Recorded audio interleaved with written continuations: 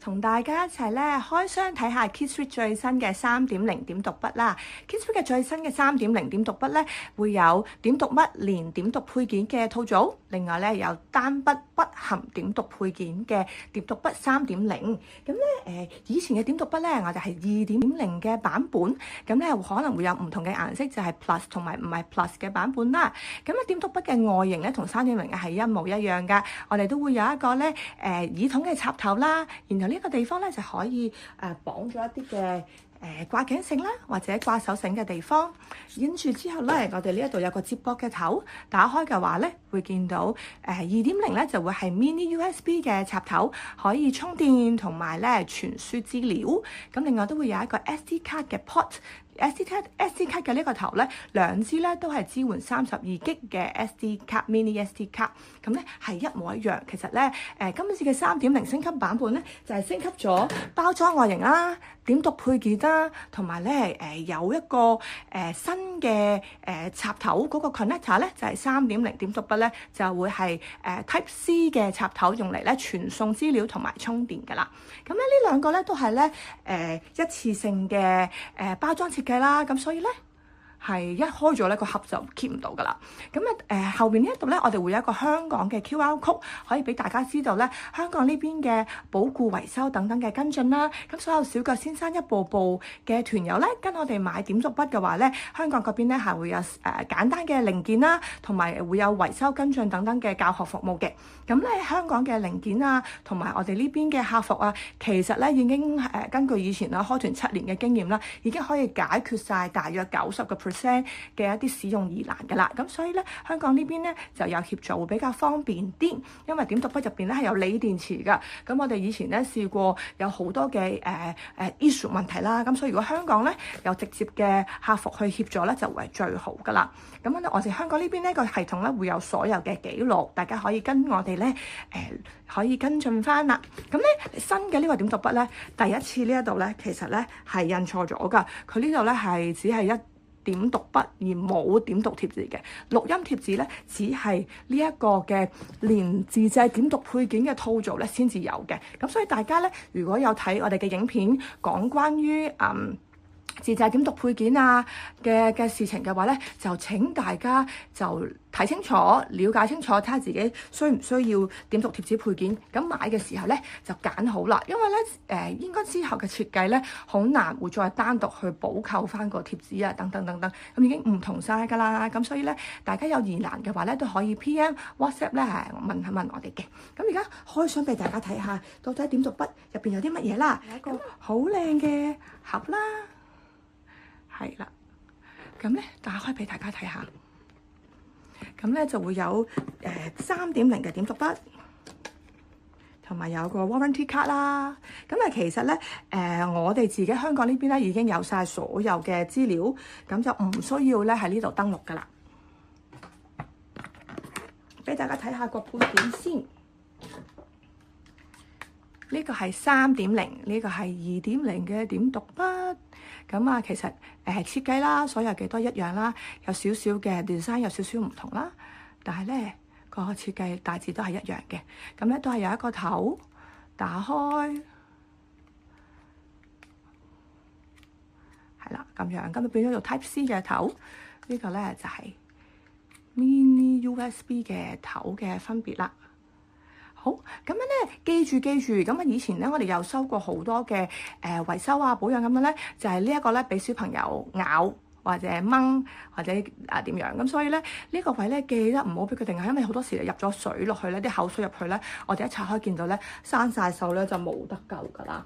咁用點讀筆嘅保護套啦，亦都可以保護到，同埋咧我哋自己覺得大過3歲嘅小朋友啦，或者你大家睇下安全嘅問題啦，掛喺條頸度之後咧，點讀筆係冇咁容易跌落地下㗎，咁樣咧咁就會可以保護到啲點讀筆，因為有時咧如果入邊咧佢係跌下嘅話咧，嗰個感應頭咧歪咗嘅話咧，咁就好難去換㗎啦。咁通常壞得最多係咩咧？呢個啡色嘅頭斷咗啊，其他嗰啲嘢。咁好在咧香港嗰邊咧就會有零件可以協助保用，大家會見到有唔同嘅分別，係見到嘛？3.0同埋2.0，係啦。好，咁我再睇下入邊咯噃。咁樣開啦，會有個少少嘅充電頭咁樣啦，就會將佢嗰條線，新嘅線咧係白色嘅。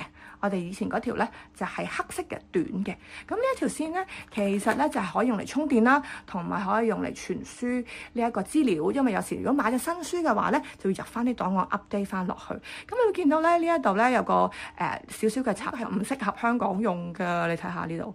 咁所以大家最好咧就跟翻我哋嘅説明啦，用翻三腳嘅香港插頭。其實普通咧插電話嘅都 OK 㗎啦。咁呢條線咧就一邊駁咗去點讀筆側邊嘅按鈕呢一度，咁啊唔好駁呢度啦，呢度咧係出聲音音量嘅。好，跟住咧就有好靚嘅。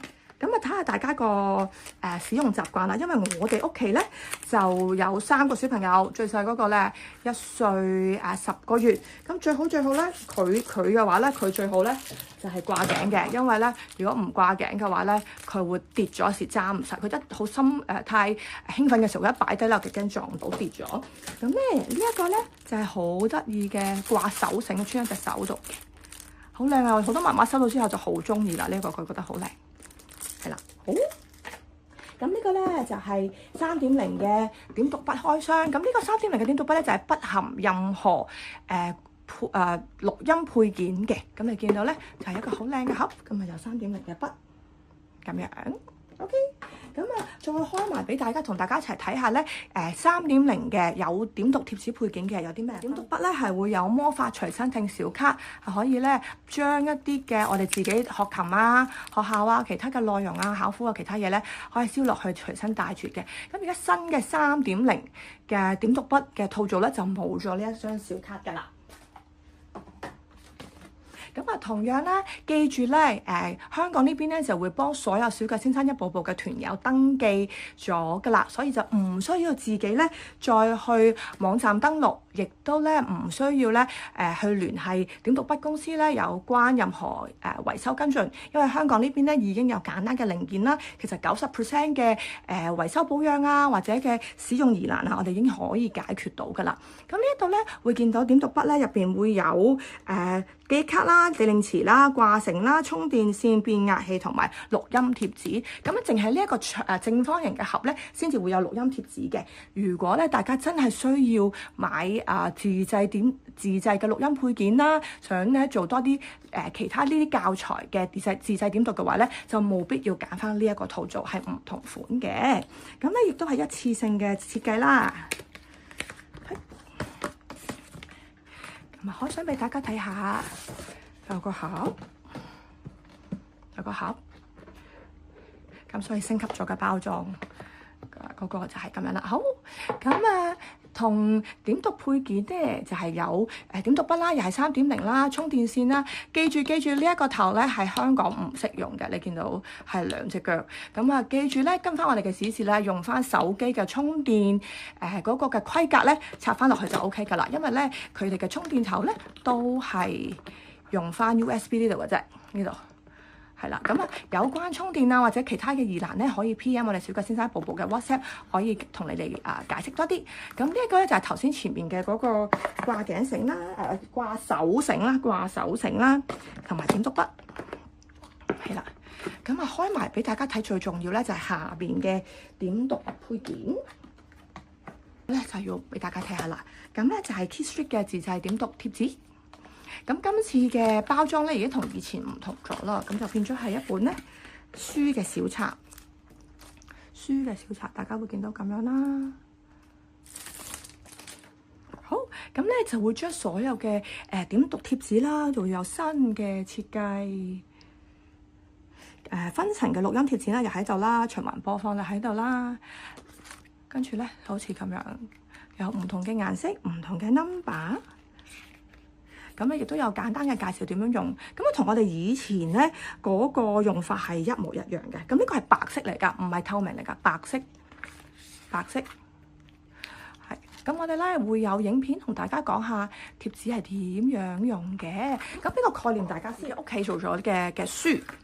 以前嘅點讀書咧嗰個嘅點讀貼紙設計係咁樣，咁會有自製錄音貼紙啦。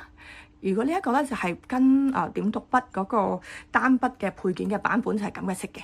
跟住另外可以買到咧透明貼紙，因為有啲繪本咧可能係你唔想有個橙色嘅貼紙貼喺度啊嘛，咁咧就可以買透明點讀貼紙，咁啊亦都可以睇翻我哋嘅 video 啦。咁呢度咧又係透明點讀貼紙先有嘅單曲循環，咁同埋咧以前嘅版本嘅 ABCD 分層錄音貼紙，咁呢啲全部我哋以前都會有介紹，咁所以咧可以跟翻我哋嘅影片。咁而家新嘅版本呢個係以前嘅原版啦，今次咧係有新嘅版本，新嘅版本咧就係咁嘅顏色，咁樣嘅設計。然後 ABCD 嘅分層錄音貼紙喺呢一度，錄音喺呢度，循環播放嘅喺呢度。咁呢度咧全部呢啲都係有 die cut 係已經可以搣出嚟噶啦。咁大家見到有1版、2版，每一隻色咧都係有2版。